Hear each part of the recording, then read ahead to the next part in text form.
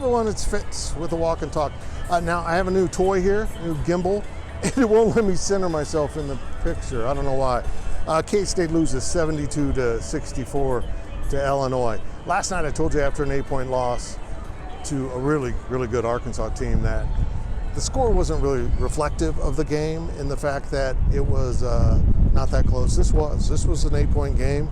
K-State led at times. K-State played a much better game. They still showed a lack of discipline, took too many bad shots, did too many things that you just can't do in the course of a game and expect to win. What they did do is force turnovers.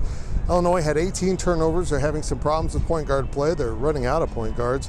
K-State took advantage of it. K-State had 4 turnovers. So you want to have a stat why K-State was in this game? There you go. It's right there. They did a really nice job taking care of the ball against a really good Illinois team. That team's got a lot of talent. They haven't found their stride yet. They will.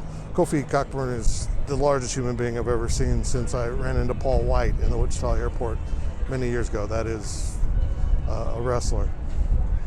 He's huge. His calves are the size of a baby's head, and he scored something like 23 points. The guards kind of carried the way tonight for K-State. Noel, Pack, and then Masood had a nice night. Noel is interesting. He does some things that really make you scratch your head, and he does some other things that make you think he's pretty good. He made some really good decisions going to the basket at times, but boy, 1 of 5 from three-point range, quit shooting at some point. But the transfers were much better in this game than they were last night. And this was a step forward for K-State, even though they took another L. And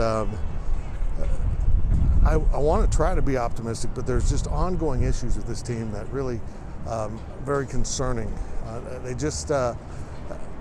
They gave up too many uncontested shots, whether it was from 3, and Illinois shot it extremely well. K-State kept trying to answer, but they really couldn't find the stroke as well. They shot the ball better tonight than they did last night against Arkansas, but still not good enough. It's not a fluid offensive team, and while they did a good job with creating turnovers, I didn't feel like they really defended all that well. It just was a matchup issue. Well, there's not much to say after that one. It was one of those games in which Kansas State just hung around, and they kept waiting for the window of opportunity to climb through, and Illinois never really gave it. Every time K-State got too close, Illinois had opened it back up with free throw shooting, three-point shooting, whatever they really needed.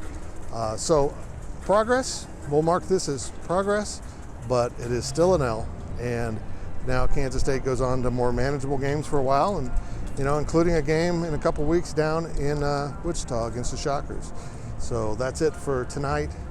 We will have one of these after football in Austin on Friday, and I hope you enjoy it. Hope we have better news to report from Austin. And remember, make sure you're subscribing to our YouTube channel, subscribe to our podcast, subscribe to everything. Everything. Look at that. That's a bar.